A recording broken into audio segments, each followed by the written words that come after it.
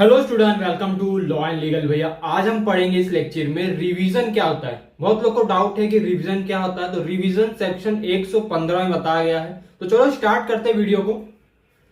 देखो, revision section 115 में बताया गया कि रिवीजन क्या होता है। जब भी किसी भी लोअर कोर्ट में, ठीक है, लोअर कोर्ट, जब भी किसी भी लोअर कोर्ट में ए और बी का अगर केस चल रहा है, अगर केस चल रहा है या केस का कोई जजमेंट भी आ गया है, तो उसमें लोअर कोर्ट के जज ने, ये लोअर कोर्ट के जज ने अपनी पावर का गलत इस्तेमाल करके अगर डिसीजन या कोई ऑर्डर पास किया है या ऑर्डर पास करने से मना कर रहा है, उसके पास पावर है या अपनी लिमिट से ज्यादा बड़ा केस को हैंडल कर रहा है, तो ऐसे में ए और बी में से क्या करेंगे, इसके ऊपर वाले कोर्ट को, हाई कोर्ट में, रिवीजन हमेशा हाई कोर्ट में किया जाता है, डिस्ट्रिक्ट कोर्ट में नहीं होता है। डिस्ट्रिक्ट कोर्ट और ट्रायल कोर्ट ये दोनों लोअर कोर्ट में आते हैं। तो ये अगर डिस्ट्रिक्ट कोर्ट और ट्रायल कोर्ट में अगर कोई केस आता है, तो अगर उसमें आपको रिवीजन करना है तो आप हाई कोर्ट में करेंगे, ठीक है।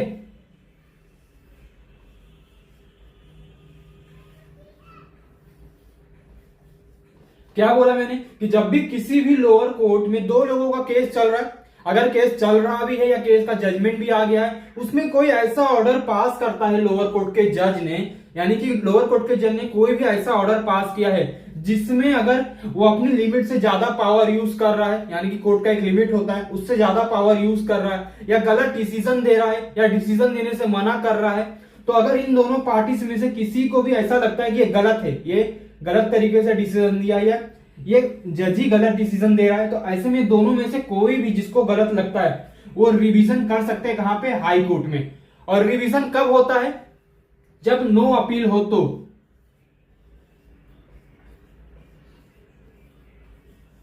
यानी कि इनका जो ऑर्डर पास हुआ है, अगर इनके ऑर्डर में अपील का ऑप्शन नहीं है, तभी ये क्या कर सकते हैं, रिवीजन मांग सकते हैं। तभी ये क्या कर सकते हैं, रिवीजन मांग सकते हैं सेक्शन 115 के तहत। इसका साफ मतलब यही है रिवीजन का कि जब भी किसी भी लोअर कोर्ट में दो लोगों का कोई केस चल रहा है या कोई जजमेंट आया है जिसमें लोअर कोर्ट के जज ने कोई ऑर्डर पास किया है या पास करने से मना किया है या अपनी पावर का गलत इस्तेमाल कर रहा है, तो ऐसे में वो दोनों पार्टीज में से कोई भी रिवीजन कर सकता है हाई कोर्ट में जाके। लेकिन रिवीजन तभी होता है जब उस ऑर्डर को आपको चेक करना पड़ेगा कि उसमें अपील हो रहा है कि नहीं। अगर उस ऑर्डर में अपील का ऑप्शन होगा, यानी कि अगर उस ऑर्डर में आप किसी भी ऊपर वाले कोर्ट में अपील कर सकते हो, तो आप रिवीजन नहीं कर सकते। जब आपके पास अपील का ऑप्शन नहीं होगा, यानी कि यहाँ पे ए और बी हैं, अब इनका जो केस चल रहा है इसमें ये ऊपर वाले कोर्ट में अपील नहीं कर पाते हैं, चाहे वो डिस्ट्रिक्ट कोर्ट या हाई कोर्ट हो, इन दोनों कोर्ट में अगर अपील नहीं कर पाते हैं, जब कोई भी केस में किसी ऑर्डर पे कोई भी आदमी अगर अपील नहीं कर पाता है, तो उस सिचुएशन में हम क्या करेंगे, रिवीजन का यूज करते हैं। जब आदमी अपील नहीं यूज कर पाएगा, उसके पास अपील का ऑप्शन नहीं रहता है, तब वो रिवीजन का ऑप्शन यूज करता है। तो इसी को हम कहते हैं रिवीजन। अब हमने रिवीजन सीख लिया, अब रिवीजन के छोटे मोटे डाउट वो भी क्लियर कर लेते हैं। देखो रिवीजन,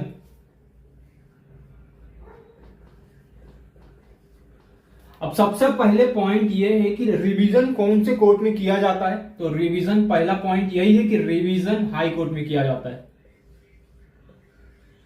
ठीक है। हमेशा रिवीजन कहां फाइल होता है, रिवीजन का पिटीशन कहां फाइल किया जाता है, हाई कोर्ट में फाइल किया जाता है। अगर आपका लोअर कोर्ट यानी कि ट्रायल कोर्ट में भी केस चल रहा है, सॉरी, ट्रायल कोर्ट में भी केस चल रहा है या डिस्ट्रिक्ट कोर्ट में भी चल रहा है, अगर इन दोनों कोर्ट में किसी का भी केस चलता है, ए और बी यानी कि प्लेंटिफ और डिफेंडेंट में से जो भी पार्टीज का केस चल रहा है, चाहे वो ट्रायल कोर्ट हो या डिस्ट्रिक्ट कोर्ट, किसी का भी केस अगर इन दोनों कोर्ट में चल रहा है, अगर उस ऑर्डर में अपील का ऑप्शन नहीं है, तो हम रिवीजन कर सकते हैं। और कहां पे रिवीजन किया जाता है, हाई कोर्ट में। हमेशा याद रखना, रिवीजन हमेशा, अगर अपील का ऑप्शन नहीं है तब आप हाई कोर्ट में कर सकते हो। अगर किसी का केस ट्रायल कोर्ट में है, वहां अपील का ऑप्शन नहीं है उस ऑर्डर में, तो वहां पे वो डिस्ट्रिक्ट कोर्ट में रिवीजन नहीं मांग सकता है। रिवीजन का सिर्फ सेक्शन 115 रिवीजन आप सिर्फ हाई कोर्ट से मांग सकते हो। तो पहला पॉइंट क्लियर हो गया। दूसरा पॉइंट क्या, जब आपका ऑर्डर आता है कोर्ट के, यानी कि जब लोअर कोर्ट में, ये ट्रायल कोर्ट और डिस्ट्रिक्ट कोर्ट में जिसका केस चल रहा है, इसमें जज ने जो भी गलत तरीके से ऑर्डर पास किया है, तो उस ऑर्डर के कितने दिन के अंदर हमें रिवीजन के लिए अप्लाई करना होता है। तो रिवीजन का एक लिमिट होता है कि आपको 90 दिन 90 दिन के अंदर आपको रिवीजन के लिए अप्लाई करना होगा। अगर 90 दिन से ज्यादा हो गया तो आप रिवीजन के लिए अप्लाई नहीं कर सकते हो। रिवीजन अगर 90 दिन, अब जैसे कि अभी आपका ये ऑर्डर पास हुआ है, अभी आपको 5 ही दिन हुआ है, तो अभी 90 दिन पूरे नहीं हुए, तो 90 दिन होने से पहले ही आपको रिवीजन के लिए अप्लाई करना होगा। दूसरा पॉइंट भी क्लियर हो। तीसरा पॉइंट देख लेते हैं इसमें। तीसरे पॉइंट में 3 अलग से पॉइंट है, तो इसमें पहला वाला पॉइंट देखते हैं। देखो, हर एक आपको हम सभी को मालूम है कि हर एक कोर्ट का एक लिमिट होता है, इतने लिमिट के अंदर ही वो एक केस को देख सकता है। जैसे कि एक कोर्ट है ट्रायल कोर्ट, जैसे कि हम देखते हैं यहाँ पे ये ट्रायल कोर्ट है, ठीक है। तो ट्रायल कोर्ट का लिमिट होगा 5 लाख, यानी कि जो भी केस का वैल्यू 5 लाख होगा तो उतने, अगर 5 लाख का जो केस का वैल्यू है तो वहां तक का केस कौन देखेगा? Trial court. डिस्ट्रिक्ट कोर्ट का वैल्यू क्या है? मैं एग्जांपल बता रहा हूं, ये एक्यूरेट नहीं होगा तो इसको एक्यूरेट समझ के मत लिख लेना पेपर में। 10 लाख का देख लेते हैं। यानी कि सुप्रीम कोर्ट के हिसाब से हर कोर्ट का एक लिमिट होता है कि इतने पैसों का मामले का केस अगर आता है तो तुम इतने पैसों का केस हैंडल करोगे, तुम इतने का। तो हर कोर्ट का एक लिमिट होता है। ट्रायल कोर्ट का लिमिट है कि 5 लाख तक का अगर केस का वैल्यू है, ठीक है, तो 5 लाख के अंदर का केस देखेगा कौन? Trial court. District court 5 lakh से ज्यादा और 10 लाख के बीच का अगर केस का वैल्यू है, यानी कि केस की कीमत है, तो उतने का केस कौन हैंडल करेगा? District court. अगर इससे ज्यादा केस का वैल्यू है तो कौन देखेगा? हाई कोर्ट देखेगा। तो ऐसे में ये लिमिट बोला जाता है। तो इसी में पहला पॉइंट है कि lower court limit. Lower court limit, ये पहला पॉइंट है। यानी कि इसमें हमें हाई कोर्ट ये देखता है कि 3 गलती करती कोर्ट, यानी कि लोअर कोर्ट, ये दोनों कोर्ट हम रिवीजन कम मांग सकते हैं हाई कोर्ट से। जब ये दोनों कोर्ट 3 गलती अगर ऐसी करती तो उनके बिहाफ पे हम हाई कोर्ट से रिवीजन मांग सकते हैं, जब अपील का ऑप्शन नहीं होगा। तो 3 गलती क्या होती है? पहला, लोअर कोर्ट लिमिट से ज्यादा जाता है। यानी कि अगर ट्रायल कोर्ट का लिमिट कितना है? 5 लाख के अंदर का केस देखने का, यानी कि जिस भी केस का वैल्यू 5 लाख के अंदर का है उसी केस को ट्रायल कोर्ट देख सकता है। और 10 लाख के अंदर का केस कौन देखेगा? District court. 5 लाख से 10 लाख के बीच का जो केस का वैल्यू होगा वो कौन देखेगा? District court. तो ऐसे में ए और बी का केस आता है, ठीक है, और इनके जो केस का वैल्यू है उसका वैल्यू कितना है हम समझ लेते हैं, 6 लाख। 6 लाख का वैल्यू है। और ऐसे में ट्रायल कोर्ट इस पे कोई ऑर्डर पास करता है, ठीक है। अब इसमें ट्रायल कोर्ट ने, यानी कि इस ट्रायल कोर्ट ने कोई भी ऑर्डर पास किया तो यहां पे गलत हो गया, क्योंकि ट्रायल कोर्ट के पास कितना वैल्यू है, कितने तक का केस हैंडल कर सकता है? 5 लाख तक का ही केस हैंडल कर सकता है। लेकिन देखो, उसकी ट्रायल कोर्ट को उसका पावर मालूम है, लेकिन पावर जानने के बाद भी उसने 6 लाख का केस हैंडल किया, उस पर डिसीजन पास किया, तो ये गलत है, रूल के खिलाफ है। तो पहला पॉइंट यही है कि कोई भी लोअर कोर्ट अपने लिमिट से ज्यादा केस को हैंडल करता है, अपने दिए हुए लिमिट से ज्यादा केस को लेता है, तो वहां पे इस पे रिवीजन हम मांग सकते हैं अगर अपील का ऑप्शन नहीं होगा। तो यहाँ पे ट्रायल कोर्ट के पास कितना लिमिट था? 5 लाख के अंदर का ही केस देख सकता था, जिसकी वैल्यू 5 लाख होगी उसका ही केस देख सकता था। लेकिन 6 लाख का एक केस आता है, उसको भी उस पे भी ये क्या करता है? डिसीजन देने के लिए शुरू कर देता है, यानी कि केस का सुनवाई शुरू कर देता है। तो हर कोर्ट का एक लिमिट होता है कि अपनी लिमिट से ज्यादा जा रहा है, जिस वजह से यहाँ पे पहला पॉइंट आया कि इसके खिलाफ हम रिवीजन मांग सकते हैं। दूसरा पॉइंट ये है कि देखो अब क्या होगा इसमें कि अगर यही ट्रायल कोर्ट ने गलत तरीके से डिसीजन पास कर दिया। अब इसमें क्या होता है कि कभी कभी क्या होता है ना, जैसे कि हमें ये मालूम होता है कि ए और बी में क्या है, ये प्रॉपर्टी के लिए आपस में लड़ाई कर रहे हैं। अब इस प्रॉपर्टी में बी गलत बोल रहा है, ए सही है, और यहाँ पे सेक्शन, इस वाले केस में सेक्शन 9 लगेगा, ठीक है, सेक्शन 9 लगेगा। लेकिन यहाँ के जज ने सेक्शन 10 लगा दिया, अपनी गलती कर दी, क्वेश्चन ऑफ लॉ को गलती कर दिया। तो वहां पे जब भी गलती करते हैं ना, गलती, ये दूसरा आता है गलती, क्वेश्चन ऑफ लॉ की गलती, यानी कि उसने कुछ दूसरा ही सेक्शन यूज कर लिया, कोई दूसरा ही लॉ यूज कर लिया, तो यहाँ पे ट्रायल कोर्ट ने गलती की, तो इसके बिहाफ पे भी हम रिवीजन मांग सकते हैं। तीसरा पॉइंट क्या है इसमें? अब यहाँ पे देखो, यहाँ पे हम समझ लेते हैं कि एक 5 लाख का केस आता है, ठीक है, ये 5 लाख का केस हो गया। अब हमने देखा कि ट्रायल कोर्ट 5 लाख के अंदर का केस देख सकता है, तो ये 5 लाख का केस है। अब ट्रायल कोर्ट इस केस को देखने से मना कर रहा है, इसके पास पावर होने के बावजूद भी इस केस के हैंडल करने से मना कर रहा है। तो यहाँ पे दोनों पार्टीज में से कोई भी हाई कोर्ट में जाके बोल सकता है कि हाई जो ट्रायल कोर्ट है हमारा केस लेने से मना कर रहा है, बल्कि उसी के जुरिस्डिक्शन में हमारा केस होने वाला था और जो लिमिट है वो ट्रायल कोर्ट के अंदर ही आता है, लेकिन ट्रायल कोर्ट मना कर रहा है इस पे ऑर्डर पास करने पे। तो ऐसे में हाई कोर्ट में जाके आप ट्रायल कोर्ट के खिलाफ रिवीजन मांग सकते हो। तो यहाँ पे देखो 5 लाख, तीसरा क्या था, अपनी पावर को यूज नहीं करना, नो पावर नो यूज करना। ये 3 पॉइंट है, मैंने ऐसे लिख दिया है। पहला हाई कोर्ट में आपको मिलेगा, कहां रिवीजन हमेशा हाई कोर्ट में होता है 90 दिन के अंदर, और ये 3 पॉइंट है। पहला पॉइंट क्या है, जब भी कोई भी कोर्ट ट्रायल कोर्ट कोई भी ट्रायल कोर्ट अपने लिमिट से ज्यादा जाकर कोई केस को हैंडल करता है, जिसका 5 लाख, जिस कोर्ट का 5 लाख का ही 5 लाख तक का केस हैंडल करने का पावर है, वो 6 लाख का अगर हैंडल करेगा तो ये रूल के खिलाफ है। तो इस पे भी आप रिवीजन मांग सकते हो, ये पहला पॉइंट है। दूसरा पॉइंट है कि अगर वही ट्रायल कोर्ट गलत तरीके से ऑर्डर पास करता है, कोई ऑर्डर पास करता है, सेक्शन यूज करता है, जहां पे सेक्शन 9 को यूज करना था वहां सेक्शन 10 यूज कर रहा है, तो यहाँ पे गलत यूज किया इसने, तो ऐसे में भी आप क्या कर सकते हो, रिवीजन मांग सकते हो अगर अपील का ऑप्शन नहीं है। थर्ड पॉइंट ये है कि एक लोअर कोर्ट के पास इतनी पावर है कि उस केस पे वो डिसीजन दे सकता है, लेकिन वो लोअर कोर्ट जानबूझकर उस पर्सन को बोलता है कि मैं ये केस हैंडल नहीं करूंगा, ना इस पे कोई ऑर्डर पास करूंगा, तो इसके बिहाफ पे भी आप हाई कोर्ट में रिवीजन मांग सकते हो। तो ये 3 पॉइंट थे। एक पॉइंट और बता देता हूं, सब डाउट क्लियर कर देता हूं। अब कब रिवीजन मांगा जाता है और कब अपील मांगा जाता है, तो ये भी बता देता हूं। देखो, रिवीजन वर्सेस अपील।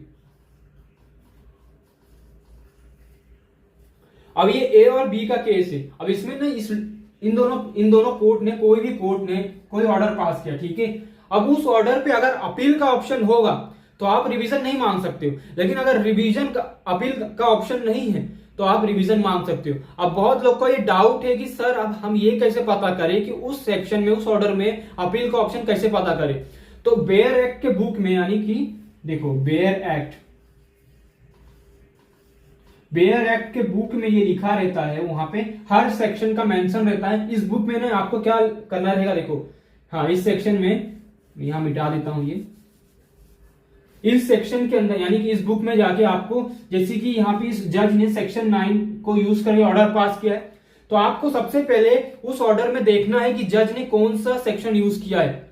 हर एक लोअर कोर्ट में जो भी ऑर्डर पास होता है जिसमें आप अपील नहीं कर सकते, रिवीजन करना चाहते हो, तो उस ऑर्डर में पहले जाके आपको देखना पड़ेगा कि इस ऑर्डर में जज ने कौन सा सेक्शन यूज किया है। जब वो आप सेक्शन देखोगे, उस सेक्शन अगर सेक्शन 9 को यूज किया है तो आप बेयर एक्ट के बुक में आओगे, वहां देखोगे सेक्शन 9 के आगे सेक्शन 9 लिखा है, उसके आगे उस सेक्शन 9 के बारे में पूरा इंफॉर्मेशन लिखा होगा, हर डिटेल लिखा होगा। फिर थोड़ा लास्ट में इसमें यह लिखा होगा अपील अवेलेबल, इस तरह लिखा होगा, अपील अवेलेबल लिखा होगा। तो इसका मतलब है कि आप जो जज ने ऑर्डर पास किया है उस पर अपील कर सकते हो। लेकिन अगर वही बेयर एक्ट बुक में यह अपील नहीं लिखा होगा, देखो बेयर एक्ट बुक में नो अपील ऐसा कहीं नहीं लिखा रहता है, हर जगह हर सेक्शन के आगे सिर्फ यही लिखा रहेगा अपील अवेलेबल। जिस सेक्शन के आगे अपील अवेलेबल नहीं लिखा रहेगा तो समझ लेना कि उस सेक्शन में आप अपील नहीं कर सकते। तो ऐसे में आपको रिवीजन का यूज करना होगा। तो आपको बेयर एक्ट के बुक में देखना होगा उस सेक्शन के आगे कि उसमें अपील अवेलेबल है। अगर अपील अवेलेबल है तो आप उस ऑर्डर में अपील कर सकते हो हाई कोर्ट में जाके, उसके ऊपर वाली कोर्ट में। लेकिन अपील अवेलेबल नहीं है तो आप रिवीजन का यूज करोगे। ये 4 पॉइंट मैंने आपको क्लियर कर दिए। यही छोटे मोटे डाउट रहते हैं सब बच्चों का। अब हमने रिवीजन समझ लिया, रिवीजन क्या होता है। अब इसी रिवीजन को एग्जाम्पल से समझेंगे, क्योंकि जब तक हम एग्जाम्पल यूज नहीं करेंगे ना तो हमें कोई भी कॉन्सेप्ट दिमाग में नहीं बैठेगा। जब एक एग्जाम्पल का यूज करते तो वो कॉन्सेप्ट एकदम क्लियर दिमाग में बैठ जाएगा। तो चलो एग्जाम्पल देखते हैं। ये बात है लगभग 1960 का, ठीक है। 1960 का ये बात है। वहां पे एक रूल बना था। रूल क्या था कि जो दो प्रॉपर्टी का, यानी कि एक रूल बना था, देखो 1947 और 1947 ये एक रूल बना था। इसमें पहला पॉइंट क्या लिखा था कि जो भी प्रॉपर्टी बिफोर और आफ्टर, यहां प्रॉपर्टी लिखता हूं क्योंकि प्रॉपर्टी का एक रूल बना था, ठीक है। यहां पे 1960 में एक प्रॉपर्टी लॉ के लिए एक लॉ बनाया गया था इंडिया में कि जो भी प्रॉपर्टी 1947 यानी कि 1947 से पहले की प्रॉपर्टी होगी। देखो उस समय क्या हुआ था, हमें इस टाइम पे यानी कि 1947 में देश को आजादी मिला था। तो इस टाइम क्या होता था, ज्यादातर जो भी इंडिया में प्रॉपर्टी रहती थी वो मुगल की होती थी, राजा महाराजा की होती थी, और ज्यादा करके ब्रिटिश बनाते थे जो प्रॉपर्टी थी। तो ऐसे में आजादी से पहले जो भी प्रॉपर्टी होगी ना, उस पर कितना जो आजादी के पहले इंडिया में जो प्रॉपर्टी बनी होगी उस पर अगर कोई पर्सन अगर उस पर्सन को रेंट पे देना चाहता है, ठीक है, तो उस पर 5,000 तक रेंट ले सकता है। ये एक रूल बना था कि ना आजादी से पहले जो इंडिया में प्रॉपर्टी बना था, जो घर मकान दुकान बना था, अगर उसको कोई पर्सन रेंट पे लगाता है तो उस पर 5,000 तक ही रेंट ले सकता है, ठीक है। लेकिन अगर वही प्रॉपर्टी आजादी के अगर इंडिया में आजादी के बाद जो भी इंसान आजादी के बाद इंडिया में प्रॉपर्टी बनाया है तो उस पर 10,000 तक हम ले सकते थे। कितना? 10,000 तक रेंट ले सकते थे। आजादी से पहले 5,000 रेंट ले सकते थे और आजादी के बाद जो भी इंडिया में प्रॉपर्टी बनी होगी उस पर 10,000 का रेंट मिलेगा। ऐसा एक लॉ बनाया गया था। तो यहाँ पे एक केस आता है, ठीक है, ये लॉ हर एक सिविल कोर्ट में भेज दिया गया था, बता दिया गया था उस समय। तो यहाँ पे केस आता है, दो लोग होते हैं, एक होता है जगदीश और दूसरा होता है गंगा, ठीक है। ये दो लोग होते हैं। ये जो जगदीश होता है ना, ये किराएदार होता है, किराएदार, और ये जो होता है ना गंगा, ये मालिक होता है। किराएदार, ठीक है, ये किराएदार होता है और ये मालिक होता है। अब इसमें से गंगा के पास एक प्रॉपर्टी होती है, ये घर होता है, नीचे गंगा रहता है और ऊपर वाले फ्लोर को गंगा क्या करना चाहता था, रेंट पे देना चाहता था। तो एक दिन जगदीश आता है, गंगा को बोलता है कि मुझे ये प्रॉपर्टी चाहिए रेंट पे, तो गंगा इसको दे देता है, ठीक है। अब ये जो प्रॉपर्टी है ना, ये आजादी से पहले यानी कि ब्रिटिश के जमाने की प्रॉपर्टी है और ये गंगा की प्रॉपर्टी। तो गंगा इस प्रॉपर्टी को 5,000 रुपए पे रेंट पे दे देता है। रूल के हिसाब से देखो 5,000 है। लेकिन अचानक से कुछ महीने के बाद गंगा को लालच आने लगता है। गंगा सोचता है कि अब मैं इस प्रॉपर्टी का 10,000 भाड़ा लूंगा। किससे? जगदीश से। और हमने देखा कि जो भी प्रॉपर्टी ब्रिटिश के जमाने की होगी उस पर 5,000 का रेंट मिलेगा और जो ब्रिटिश यानी कि आजादी के बाद जो प्रॉपर्टी बनेगी उस पर 10,000 का क्या मिलेगा, रेंट। लेकिन यहाँ गंगा जानबूझकर लॉ के खिलाफ जाकर इससे 10,000 रुपया रेंट मांगने लगता है। तो जगदीश गंगा को क्या बोलता है, मैं नहीं देने वाला भाई, निकल जाए यहाँ से। लॉ के हिसाब से तेरी जो प्रॉपर्टी है वो आजादी के पहले से, तो जो आजादी के पहले से प्रॉपर्टी है उस प्रॉपर्टी में 5,000 का रेंट होता है। यहाँ जगदीश पढ़ा लिखा था, इसको नॉलेज था। तो ऐसे में क्या होता है, फिर ये जो गंगा है ना, जगदीश के खिलाफ लोअर कोर्ट में केस कर देता है। यहां पे बनाता हूं लोअर कोर्ट।